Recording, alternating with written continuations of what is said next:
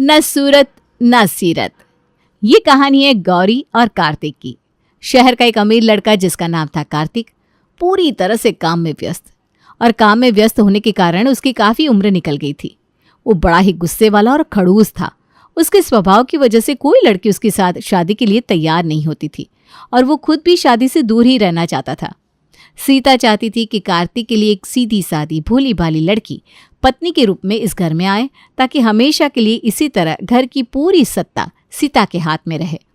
गौरी अपनी माँ के साथ गांव में रहती थी। एक दिन अपने पुरानी सहेली से मिलने के लिए कार्तिक की माँ गौरी के गांव आई थी।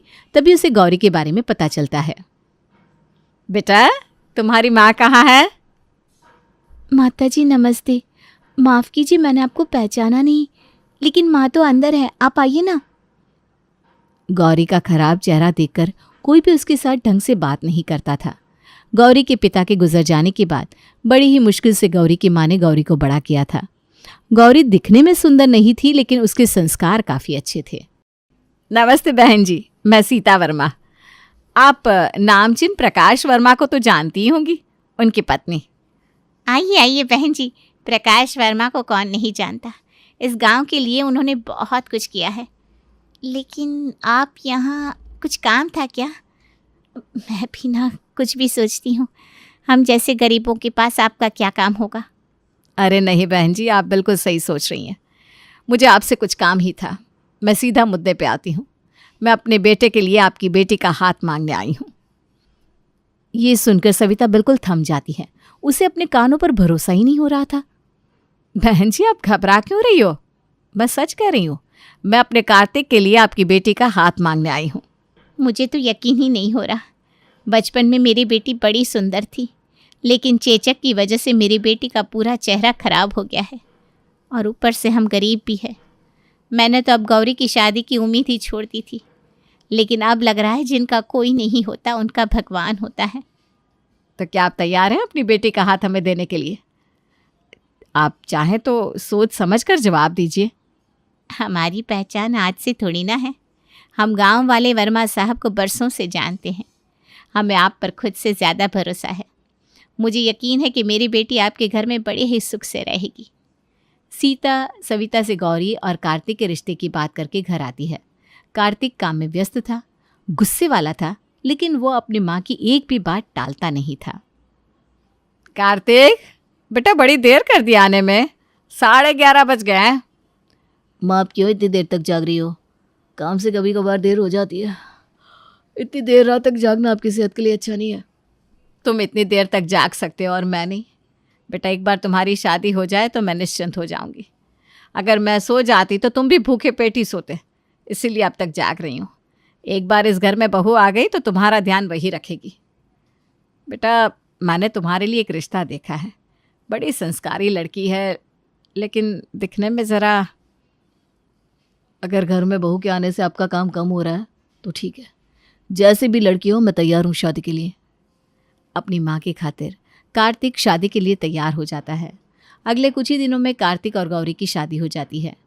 गौरी कार्तिक के घर रहने आ जाती है, लेकिन गांव में पली बड़ी गौरी बड़ी ही मासूम और भोली थी। उसकी सिंपल रहन सहन की वजह से घर में सभी उसका मजाक उड़ाते थे।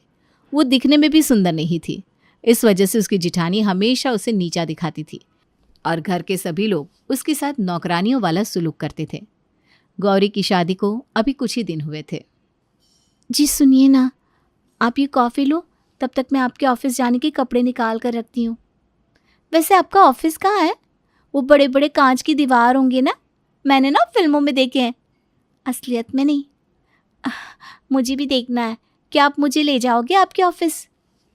गौरी तो बोले जा रही थी, लेकिन कार्तिक का गौरी की तरफ बिल्कुल ध्यान नहीं था। जी सुनिए ना। चुप करो तुम अपनी बकवास। कब से बक बक बक बक कर रही हो? मेरी 3 बातें कान खोलकर सुन लो और हमेशा के लिए अपनी बुद्धि में बिठा लो। पहली बात, मैंने ये शादी सिर्फ और सिर्फ अपनी माँ के लिए की है। मैं तुम्हें अपनी पत्नी नहीं मानता। दूसरी बात, कोई भी मुझसे सवाल पूछे ये मुझे कतई पसंद नहीं है। तीसरी बात, ज़्यादा बोलने वाले लोगों को मेरी ज़िंदगी में कोई जगह नहीं है। आज पहली बार गलती हुई है, इसलिए मैं तुम्हें माफ़ करता हूँ, लेकिन आइंदा से ध्यान रखना। कार्तिक की बात सुनकर बेचारी गौरी के पैरों तले ज़मीन खिसक जाती है। उसकी आंखों में आंसू आ जाते हैं और वो अपनी साड़ी का पल्लू मुंह पर रखकर चुपचाप किचन में चली जाती है। गौरी को रोते हुए देखकर उसकी सास पूछती है, ये क्या गौरी, तुम अच्छे खासे भरे घर में सुबह सुबह क्यों आंसू बहा रही हो? इस तरह भरे घर में रोना शुभ नहीं होता। वैसे हुआ क्या है? कौन सी आफत आ गई जो तुम्हारी आंखों के आंसू नहीं रुक रहे? तुम्हारी माँ तो अभी जिंदा है। माँ जी, ये वो क्या कर रही हो? सीधे सीधे बताओ क्या हुआ? कार्तिक तुम पर गुस्सा हुआ है क्या? हाँ, और वो ये भी कह रहे थे कि उन्होंने मुझसे शादी मजबूरी में की है। वो मुझे अपनी पत्नी नहीं मानते। बस इतनी सी बात। वो तुम्हें अपनी पत्नी नहीं मानता तो क्या हुआ? हम तो मानते हैं ना तुम्हें हमारी नौकरानी। अरे तुम जैसी बदसूरत को कौन अपनाएगा?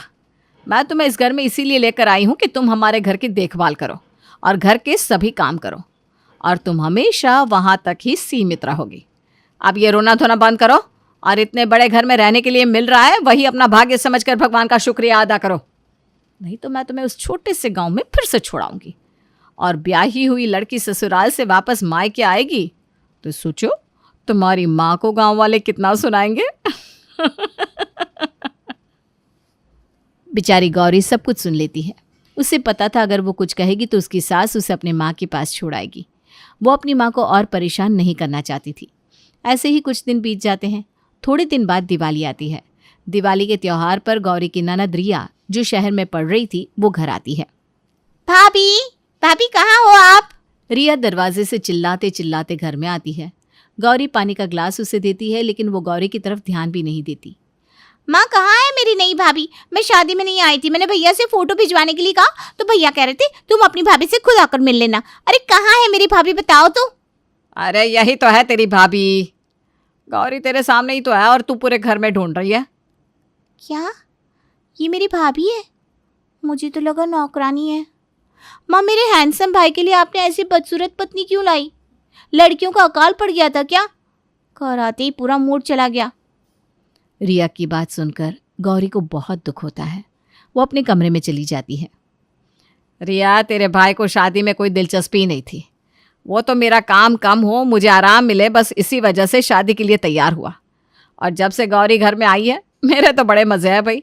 नौकरानी का खर्चा भी बचता है। इसे क्या 2 टाइम का खाना मिल जाए तो हो गया।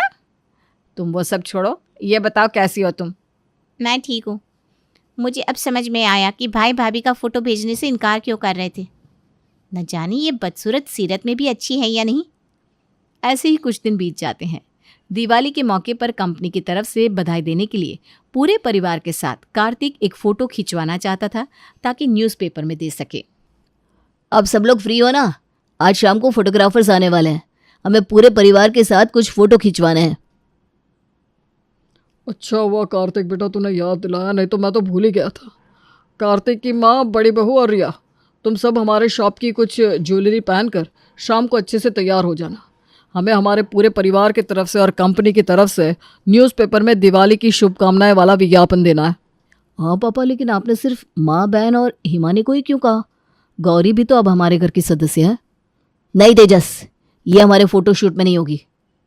हमें हमारे शॉप का विज्ञापन करना है ताकि ग्राहक हमारे तरफ आकर्षित हो।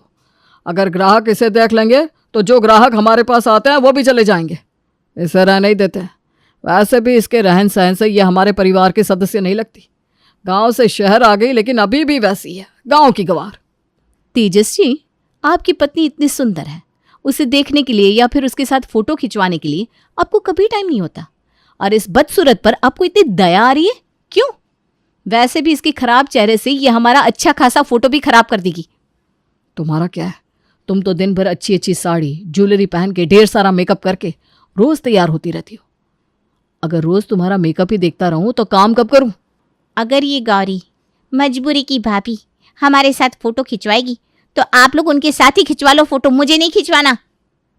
अगर मेरे होने से आपका फ़ोटो खराब हो जाएगा तो ठीक है, मुझे नहीं खिंचवाना फ़ोटो। तेजस भैया, कोई बात नहीं, बस एक फ़ोटो ही तो है, आप लोग खिंचवाओ या मैं, मेरे लिए एक ही बात है, मुझे बुरा नहीं लगा। ओ महारानी, अब भाषण देना बंद करो, तुम्हें कोई पूछ नहीं रहा है। जाओ जाकर सबके लिए चाय बनाओ। मुँह तो ऐसा भोला भाला बना लेती है जैसे सब इस पर अत्याचार कर रहे हो। सबकी बातें सुनकर भी गौरी नज़रअंदाज करती है, लेकिन उसे सबकी बातों का बड़ा बुरा लगता है। वो अपने नसीब को कोसती है। न जाने मैंने ही क्या गलती की है जो भगवान मेरे साथ हमेशा ही बुरा करता है। बचपन में मुझसे मेरे पापा छीन लिए, मेरे सुंदर चेहरे को चेचक ने इतना बदसूरत बना दिया। जब मेरे लिए रिश्ता आया तो मुझे लगा अब मेरी ज़िंदगी बदल जाएगी, लेकिन शायद भगवान ने मेरे नसीब में कभी खुशियाँ लिखी ही नहीं, जो हर बार मुझे दुख और सिर्फ दुख मिलता है। थोड़ी देर में गौरी खुद को समझाकर फिर से काम करने लगती है। ऐसे ही कई दिन बीत जाते हैं, लेकिन गौरी के साथ परिवार वालों का व्यवहार ऐसा का ऐसा ही रहता है। एक दिन हिमानी की सहेलियां घर आती हैं। मेरी सहेलियां आज घर आने वाली हैं, तो मुझे घर एकदम साफ चाहिए। मेरी कुछ सहेलियां तो पहली बार हमारे घर आ रही है, तो उन्हें घर पसंद आना चाहिए। आती ही उनके लिए जूस बनाना। कर लोगी ना तुम? देखा है ना जूस? मेरी सहेलियों के सामने बेइज्जत मत करना। भाभी मैं कर लूँगी, आप चिंता मत करो। आपने कहा तो मैं खाना भी बना दूँगी। खाना? वो तुम्हारा भिंडी करेली की सब्जी वाला। नो नो नो, मेरी सहेलियां ये सब नहीं खाती। उनके लिए मैं इटालियन फूड ऑर्डर करने वाली हूँ। मैंने तुमसे जो कहा है ना, सिर्फ उतना ही करना। और हाँ, ये पुराने कपड़े पहनकर मेरी सहेलियों के सामने मत आना। किसी भी एंगल से तुम हमारे घर की बहू लगती नहीं हो। कम से कम अच्छे कपड़े पहनोगी तो अच्छे घर की नौकरानी तो लगोगी। भाभी। क्या भाभी? मेरी सहेलियों के सामने मुझे ये भाभी भाभी मत कहना, मैडम कहना, समझी? चलो जाओ, मेरा मुंह क्या देख रही हो? जी भाभी, सॉरी मैडम। घर के हर सदस्य की तरफ से गौरी का अपमान होना ये तो अब रोज का हो गया था। गौरी को उनकी बातों का बुरा लगता था। कई बार वो रोती थी, लेकिन गौरी के पास उनका भला बुरा सुनने के सिवाय दूसरा कोई पर्याय नहीं था। गौरी हर रोज़ घर का सारा काम करती थी। कोई कुछ भी कहे वो थोड़ी देर रोकर शांत हो जाती थी और फिर काम पे लग जाती थी। गौरी घर के हर सदस्य के लिए चिंता करती थी, उनके हर चीज़ का ख्याल रखती थी। उसके हाथ में काफ़ी स्वाद भी था। ससुराल में चाहे कितना भी हाल क्यों ना हो, लेकिन जब भी वो अपनी माँ को फ़ोन करती तो यही बताती कि वो खुश है, ताकि वो चिंता ना करे। गौरी कार्तिक के खाने का, उसकी ज़रूरत की चीज़ों का काफ़ी ध्यान रखती थी। उसे जो चाहिए वो उसके कहने से पहले ही उसके सामने रख देती थी। अब कार्तिक को भी यकीन हो गया था कि वो एक अच्छी लड़की है, लेकिन जब भी कार्तिक उससे बात करने की कोशिश करता तब उसके बदसूरत चेहरे की वजह से वो उससे दूर हो जाता था। एक दिन कार्तिक सुबह दौड़ने के लिए गार्डन जाता है, तब उसका पुराना दोस्त वैभव मिलता है। वैभव? तो वैभव ही है ना? कॉलेज क्या खत्म हो गया, तू तो इस दोस्त को ही भूल गया। भाई यार, मैं तुझे कभी भूलूं ऐसा हो सकता है क्या? इतनी कच्ची थोड़ी ना हमारी दोस्ती। बस जिंदगी की उलझनों में उलझा हुआ था। मुझे पता है तू काफ़ी बिजी था। अंकल के छोटे से ज्वेलरी शॉप को तुमने आज बहुत बड़ा ब्रांड बना दिया है। I am so proud of you दोस्त। Thank you. लेकिन कभी आवारागर्दी करने वाला लड़का आज बिल्कुल जेंटलमैन की तरह बात कर रहा है, और बिल्कुल जेंटलमैन की तरह दिख भी रहा है। हाँ यार, बचपन में तो सब कुछ सही रहता था। हम जो दिल को चाहे वो सोच लेते हैं, लेकिन एक बार बड़े हो जाओ फिर वही होता है जो नसीब में हो। हाँ यार, तू बिल्कुल सही कह रहा है। होता तो वही है जो नसीब होता है, फिर चाहे हमें वो मंजूर हो या ना हो। वैसे शादी वादी हुई कि नहीं तेरी? प्रीति से प्यार करता था ना कॉलेज में, बताया कि नहीं उसे? वो धोखेबाज निकली यार। कितना प्यार किया उसे, जो मुझसे पॉसिबल था वो सब कुछ किया उसके लिए, लेकिन उसने मुझे धोखा ही दिया।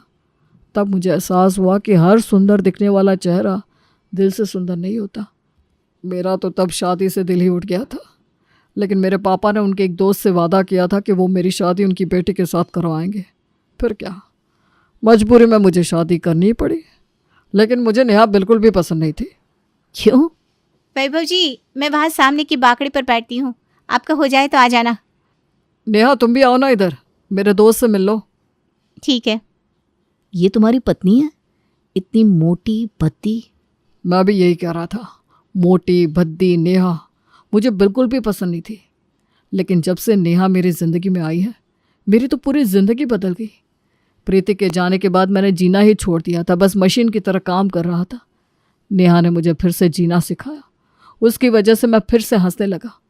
तुम्हें पता है, मुझे जो चाहिए वो बिना कहे वो समझ जाती है। खुद से पहले मेरी परवाह करती है, मेरे बारे में, मेरे परिवार के बारे में सोचती है। मुझे टाइम लगा नेहा को अपनाने में, लेकिन जब मैंने उसके बदसूरत शरीर से आगे जाकर देखा तो वो काफ़ी सुंदर है सीरत से।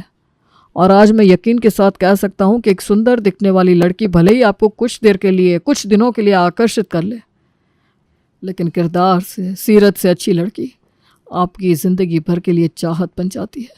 और अब तो हमारे घर में खुशियाँ आने वाली है, हमारे प्यार की निशानी। छोटा वैभव या फिर छोटी नेहा आएगी। मैं ना नेहा के साथ शादी करके बहुत खुश हूँ। नमस्ते भैया। नमस्ते भाभी जी, मैं वैभव का कॉलेज का दोस्त। जी मुझे बताया है वैभव ने आपके बारे में। तूने अपने बारे में तो कुछ बताया ही नहीं। तूने शादी की या नहीं? कहाँ खो गया तू? तभी कार्तिक के दिल में गौरी की छवि दिखाई देती है। वो किस तरह उसका ख्याल रखती है, उसके पूरे परिवार की तरफ से बेइज्जत होने के बाद भी कैसे उनके लिए काम करती है। ये सब सोचकर उसे बहुत बुरा लग रहा था। मेरी शादी हो गई ना। मेरी पत्नी भी नेहा भाभी की तरह किरदार से, सीरत से बड़ी सुंदर है। आओ ना तुम भाभी को लेकर कभी घर, उससे भी मिल लेना। वैसे गौरी नाम है उसका। आएंगे दोस्त फिर कभी। अभी तो हम चलते हैं, जल्दी मिलते हैं। वैभव और नेहा वहाँ से चले जाते हैं, लेकिन कार्तिक गौरी के बारे में ही सोच रहा था। उसे यकीन हो चुका था कि गौरी एक अच्छी लड़की है, लेकिन वैभव की बात सुनकर उसे वो ज़्यादा अच्छी लगने लगी थी। उसे एहसास हो चुका था कि सुंदरता से ज़्यादा सीरत मायने रखती है। वो घर जाते ही गौरी से माफ़ी मांगने के बारे में सोचता है और घर आता है। तब वो देखता है कि गौरी रो रही है। तुम क्यों रो रही हो? कुछ नहीं। बताओ क्या हुआ? माँ ने कुछ कहा क्या? भाभी की अलमारी में एक साड़ी नहीं है, तो उन्हें लग रहा है कि मेरे पास एक भी भारी साड़ी नहीं है, तो मैंने उनकी भारी साड़ी चुराई है। इतनी सी बात? मुझे पक्का यकीन है कि तुम कभी चोरी नहीं कर सकती। गौरी मुझे माफ़ कर देना। तुम्हारा ये प्यारा स्वभाव मेरे ध्यान में आया ही नहीं। मैं तुमसे नफरत करता रहा, लेकिन आज मुझे यकीन हो गया है भगवान ने साक्षात उनकी गौरी मेरा जीवन संवारने के लिए भेजी है। मुझे माफ़ कर दो गौरी, मैंने तुम्हारा कई बार अपमान किया। आज मैं तुम्हें अपनी पत्नी के रूप में स्वीकार करता हूँ। आज से तुम्हारी भी एक पहचान होगी, गौरी कार्तिक वर्मा। और तुम घर वालों के बारे में ज़्यादा मत सोचना, मैं उन्हें समझा दूंगा। इस घर में मैं तुम्हें तुम्हारा हक दिला कर रहूँगा, और मुझे यकीन है एक दिन वो भी मेरी तरह तुम्हें अपना लेंगे। गौरी फिर से रोने लगती है, लेकिन ये आंसू खुशी के थे। देर से ही क्यों ना सही, लेकिन भगवान ने मेरी सुन ही ली। मेरा आज का पूरा दिन तुम्हारा। चलो मैं फटाफट तैयार हो जाता हूँ, फिर हम तुम्हारे लिए शॉपिंग करने जाएंगे। कार्तिक गौरी को गले लगा लेता है।